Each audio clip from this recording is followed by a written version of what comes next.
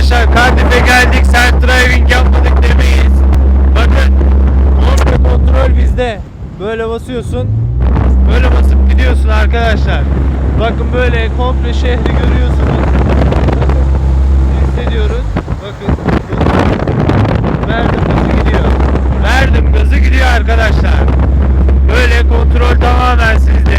Sadece gösterilmiş olan bir harita var. Şöyle dumalara karşı. Gösterdim zaten diğer bir videoda da. Böyle geze gidiyorsunuz arkadaşlar. Bakın botumuz böyle. Çok böyle büyük bir bot değil. Yaklaşık tahminimce 4,5 metrelik fiber botlarla aynı boyutta bir bot.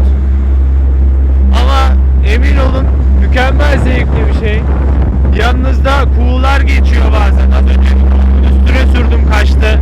Havalandırdım hayvancağızı. İşte böyle Cardiff'te günler böyle geçti. Bugün son günüm. İyi ki de Cardiff Bey'e gelmişim.